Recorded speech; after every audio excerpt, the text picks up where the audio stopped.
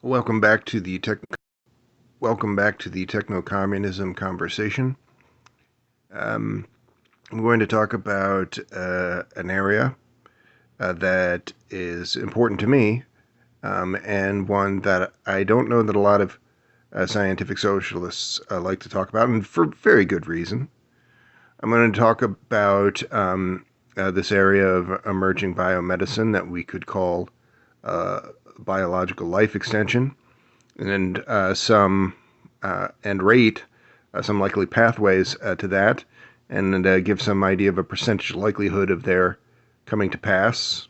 All of these would be possibly in your lifetime, and why that doesn't amount to a puddle of dog piss under the current systems, for-profit healthcare systems, where these kind of services would only be available to people like multimillionaires.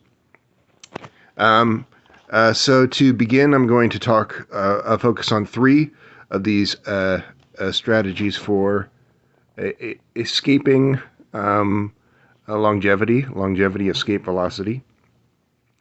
All of these I'm going to describe in the context of something that we could call universal superlongevity, which is a world where everyone on Earth lives as long as they want, and not longer. Not everybody seems to want that. I don't think those people have really thought too carefully about this idea, because they continue to live on a day-to-day basis when they could stop doing that, but they don't. And that's likely to be a pattern of behavior that would continue for them as long as possible. It's not some kind of Faustian bargain that's going to be made where you're going to live a long time because of some strange doings in a dark room, smoke-filled room, but rather just the ordinary business that you do on a pretty regular basis of going to a physician and saying to them, I want to remain healthy, what would I do? You probably will, if you're able to continue to do that, you will do that, and that's the situation that. The first thing that you should really say about life extensionists is that they're mostly people who are hangers-on, or people who are, if they're not just boosters of that community, people who are directly profiting from a for-profit healthcare system that in the United States would be responsible for about 100,000 deaths a year. So they're not supporters of something like a public health service that would treat aging as a disease. They're supporters of a system that that is going to be killing people so that rich people can have these services. And so when there's the circles of the Venn diagram of these people, life extensionists, and people who would say, talk about the problem of 1 billion people on this planet who are at a diametrical opposite, quite nearly, position of achieving life extension. That's to say, the 1 billion people on this planet who are born and throughout the entirety of their existence lacking one of these three things: a proper habitat, sufficient potable water, or proper food. And because of being lacking in one of those three areas, they die an unnaturally short number of years later as a result. That is not a world run by intelligent creatures, in my estimation, a world where we allow that to happen. And that is not some act of God. It is not some problem of a local, unique nature. That's a problem of a world where we allow sectors and vital institutions to be run by finance capital and imperial forces overseeing them, rather than those things being held in common and being developed for human well-being. Let's talk a little bit about these medical advancements themselves, because in just a slightly better world, there's nothing terribly controversial about the idea of emerging biomedicine making people live longer. But scientific socialists are right to reject generally the people who represent this line of thinking for the reasons that I mentioned. The first of these approaches we would say is the most likely, and we could say there's a chance of maybe about 40 to 60% of it being a realistic intervention for any given person making use of it in a short number of years, let's say in the 2040s. And this would be the Calico approach, which is not a reference to fabric of that color, but rather a shortened form of the California Life Company, a life extension firm that's been acquired by Alphabet, by Google.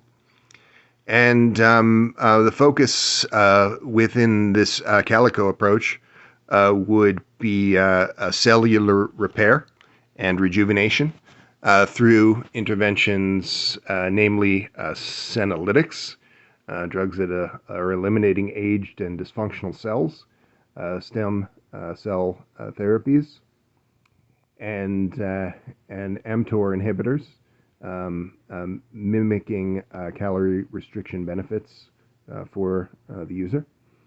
And again, this is a pretty high chance that something like this by the 2040s would be something that could be, for all citizens of Earth, beneficial. And under the current systems, for, unfortunately, the wealthy, and not tending to be for all people, which is why we need a public health service not merely to the standard of, say, scientific socialist countries of the 20th century, which is high and laudable, but a public health service to a 21st century standard that is able to treat aging as a reversible condition on these bases. The second approach is a little lower.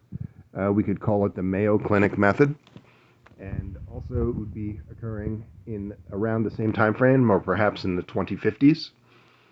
And the chances of its success for any given individual might be 30 to 40%. And this focus would be on precision medicine for aging, with interventions like advanced diagnostics, comprehensive health monitoring at all times, biomarker-driven therapies, that is targeting treatments based on very individualized and specialized medical data, the use of xenotransplantation, cloned or animal organs replacing organs as they fail. And there's a good but not overwhelming chance of success of this by as early as the 2050s. While advancements in diagnostics are likely, the use of certain of these targeted therapies faces challenges, and xenotransplantation faces challenges. Not least of these would be a lack of interest from the public. The third is getting to be a little bit less like a coin flip and a little bit more like a roll of the dice, which would be the Aubrey de Grey approach. And that's engineering, and that would be maybe a 10 to 20% chance within the lifetime of living people. And that's engineering reversible cellular damage with interventions like SENS therapies, which is a theoretical framework addressing aging's root causes, robotic repair systems, a technology that does not exist in even the rudimentary form to this end today. Like robots exist, but nanobots do not. Advanced gene therapies, again, coming into play there. All of these are speculative fields, biomedicine at best. But I think 40 to 60% chance of being able to reach a longevity escape velocity in your lifetime seems quite high. That's higher than earlier generations of human beings, where this would have been, say, correctly dismissed as just the ravings of an insane mind. Let's talk about this in the context of revolutionary cybernetic socialism, the focus of this channel, and scientific socialism more broadly. As you know, if you've ever watched this program before, I focus on a concept called the AI agentic class, or the agentariat, on this show, which is the idea that open source large language models, chatbots, are transitioning from being somewhat assistive digital assistants, able to do academic writing on your behalf, a thing that I've been able to use, I think, to improve my understanding of the world, among other things, most notably reading a lot more. But they are going to transition from having this limited utility as a digital assistant, or say an assistant to computer programmers. They're pretty strong in doing academic writing or computer programming in 2023. But in 2024, they're clearly making the shift to being having a greater agency, a greater ability to help plan and have insight into activities, and so could correctly be said to be semi-autonomous operatives by a pretty reasonable estimation in the course of 2024, or certainly by 2025. So this agency is a unique property. It's not, I think, terribly interesting to focus on whether or not this is intelligence, or what kind of intelligence it is, or whether this is suggestive of consciousness, or what degree that such a thing is conscious.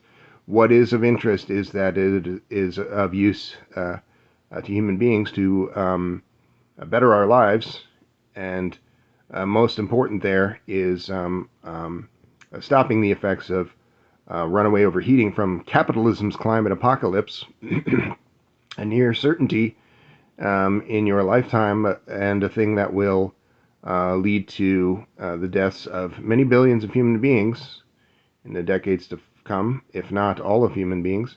Human beings can't live in temperatures exceeding 160 degrees at all times, and that very well could be the situation that we are looking at, and we might be facing that in an irreversible way as soon as 2030 if we do not make major changes, not of the kind that is generally suggested by politicians or those working in for-profit organizations of a greenwashing kind, where they're merely adding something else to this capitalistic economic system. But we must actually take things away, namely three sectors: the United States military-industrial sector and North Atlantic allies military-industrial sectors generally. The United States military-industrial complex is the world's worst polluter. It has no role on the world stage except to protect other super polluters, creating an effective global regime of super pollution, which no one can escape as long as this continues to exist. So that must be abolished. The other, of course, very closely connected. A lot of that pollution comes from the other chief culprit here, which is fossil fuels sectors generally.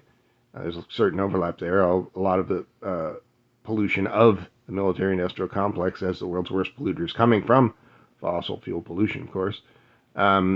but fossil fuel affects a number of other sectors. And this cannot be done away with completely without causing a massive supply chain collapse, leading to the death of many hundreds of millions, potentially. But almost all of it could be done away with effective planning to ensure that supply chain collapse does not occur. Similarly, it's well understood now by scientists as something that was not understood even just a few years ago, that livestock systems, animal product systems of various kinds, are a close second in the raw output of this damage to our environment to fossil fuels. And if you're not willing to entertain the idea of using going to a healthy and interesting plant-based diet, or if you're not able to transition to the plant-based diet without without products approximating those of the livestock system, you can have facsimiles that taste exactly the same. The chicken nuggets taste the same. The hamburgers taste the same. The bag of little mushroom made beef tips taste the same as real beef tips. The only excuse that anyone really has for not using that is just some cultural bullshit. Oh, my mama would cry. Or I assume just a desire to do damage. The pain and horror is the point. So the pain and horror is not the point. That's not a position that a scientific socialist would take. Imagine Comrade Lenin being alive today.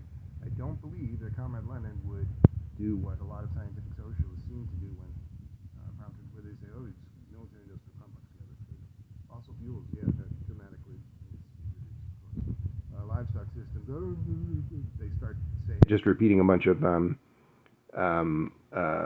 lobbyist talking points at that point, just sounding like any other consumerist pig. At that point, a scientific socialist.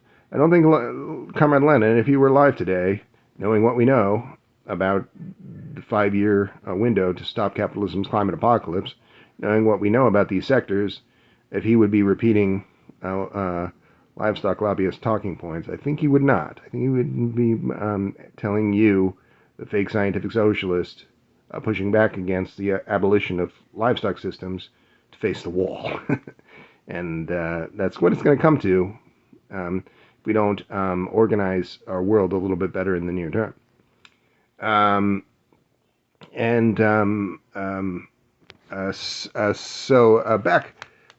to the need for the AI-run system and its role in something like universal superlongevity.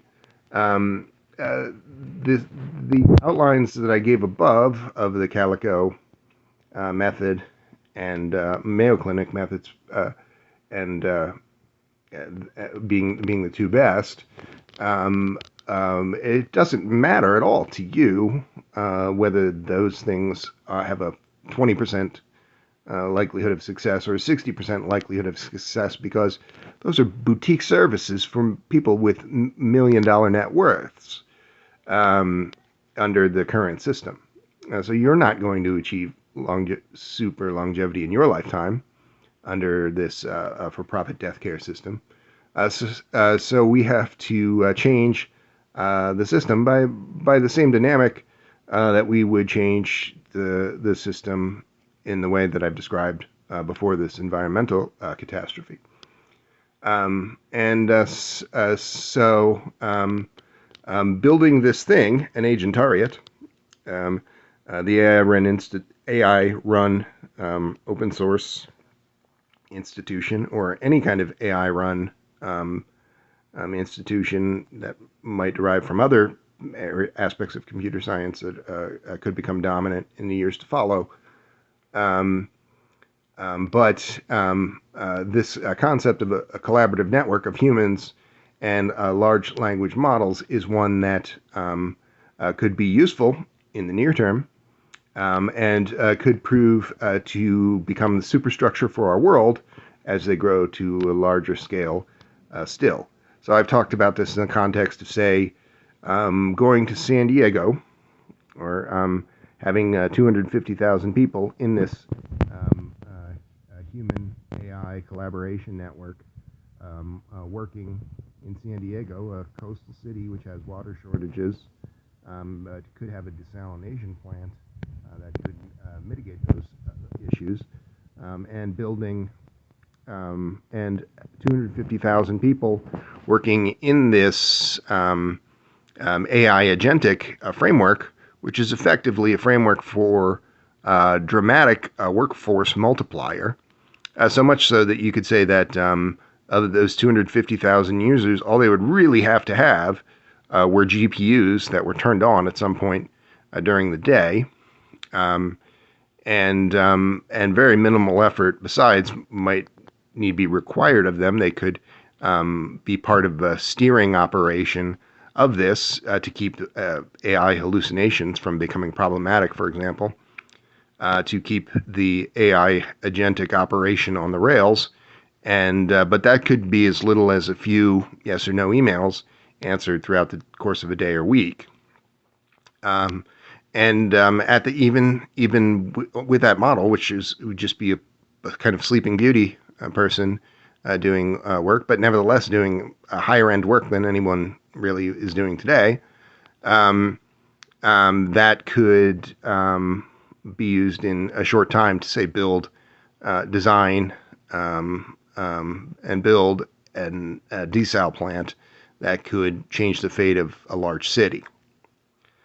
But I've talked about this on other shows fairly recently, how other approaches for the agentariate in the near term might be more important, because how long, even under the best case scenario with this tremendous workforce multiplier, building a desal plant that changes the fate of a city is still public works project taking a number of years.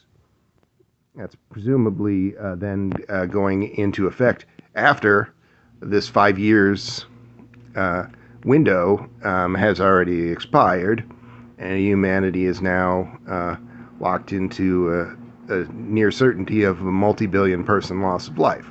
So having a thing that changes life for the better in some limited area with that outcome already assured is cold comfort. So a better possible approach would be that I suggested on other shows would be, say, things that might on the surface seem more performative, like, say, the writing of a book of names that ranks all human beings in terms of their complicity in causing capitalism's climate apocalypse, and thus makes a determination of who is the wicked and who are the righteous among us, more or less putting people into the good or bad side of the ledger in said book of names.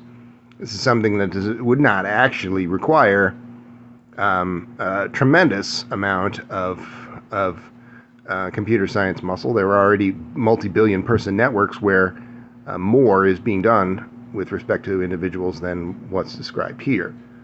And the most essential element of that book of names is something kind of already written, right? Because you can go to Bloomberg resources or Forbes resources and just find long lists of names of people who work in these businesses, fossil fuel concerns of size, or military resumes are also out there. So you can there's already effectively the most important part of this, the 30,000 people, mostly Americans, right?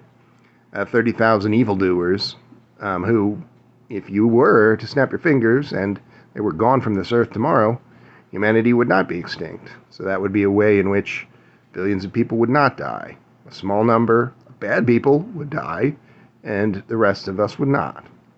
Most people don't entertain this possibility, and I'm not really sure why. I can only assume that it's because you're elitists and lunatics.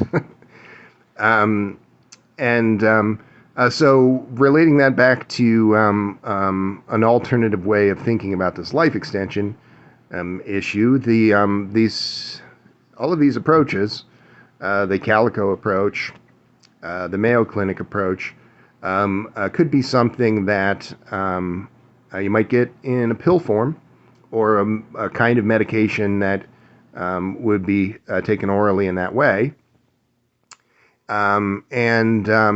So imagine, this a feature of this agentariate concept is that it's kind of idiot-proof, right? You don't have to be a Sovietologist or a serious scientific socialist thinker to participate in what would effectively be a scientific socialist project, because you don't even really have to be awake, and you can participate by just answering some yes or no questions that can more or less ensure that even really, really bad, evil people would be able to actively participate in the thing. So then, there's not much point in, there is good reason to kind of gatekeep, right? To encourage people to have a better understanding of the world, and have this bare minimum standard of supporting a humane and sustainable economic system, which they don't tend to do, at least not in the West, not nearly enough.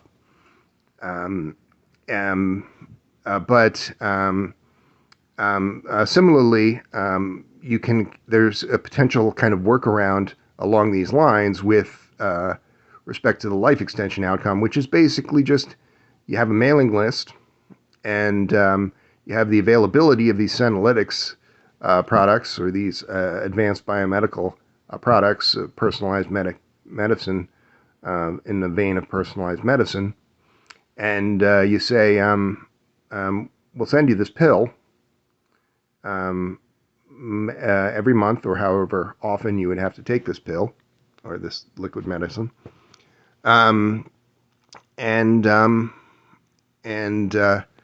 then in return you participate in this agentariate project toward building a humane and sustainable economic system. So you're not really saying, well, you have to be the Marxist equivalent of a great thinker to do this. We're saying that we'll help you live a preternaturally long life if you do this, and very little else would be required of you. And the AI agentic mass that results would really be the thing that's doing the high-level thinking and work. That is kind of getting into an area of something like a pretty tough bargain, but it's not a position human beings have ever been in before, where they could live an unusually long life. And it's not something that you're going to be in that position based on the current trajectories, except unless your name is Peter Thiel or Ray Kurzweil, or persons maybe with a smaller net worth, but still having millions of dollars to spend on that. But the essential improvement of the public health service itself, which would allow, in 1940 UK or 1955 UK, a large number of people working in coal mines who couldn't individually afford medical interventions when they get sick from working in coal mines, all to be able to afford the suitable medical intervention. And it's a pretty simple concept, one that socialists understand implicitly, that there's a force multiplier here in using things in the commons in this way. It's something that almost all of people in the West who have been influenced by imperialist thought and neoliberal thought and institution seem to be willfully obtuse about.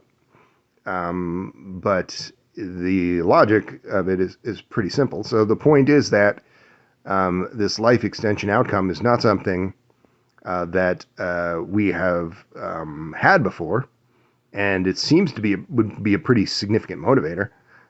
It's an interest in this from somebody who has no money has been a major motivator for me to become, try to become somebody who's just kind of a joker, to somebody who's at least made an effort to be a more a serious scientific socialist thinker by the extensive study that I've done in recent years, and by the other thing that one of the other things that I mentioned here, this ability to use a writing assistant to do academic paper level work very easily.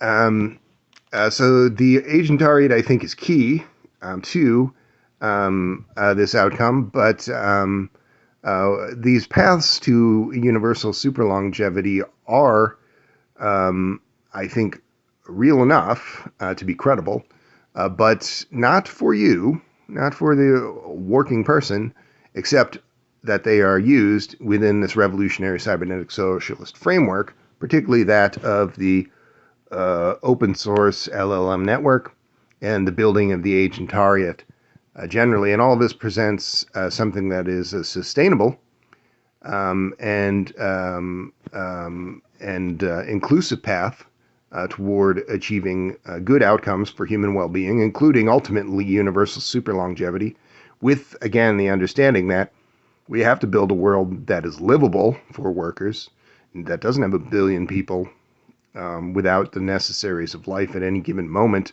for their entire lives, dying a short number of years later. We have to rectify that before we can even begin to consider achieving this more quixotic thing, universal superlongevity. But I believe that by working together, we, citizens of Earth, and our increasingly robust and insightful companions in the form of large language models and so-called AI generally, we can focus on making these advancements a reality for everyone and not just for the privileged few, as the current trajectory unfortunately suggests.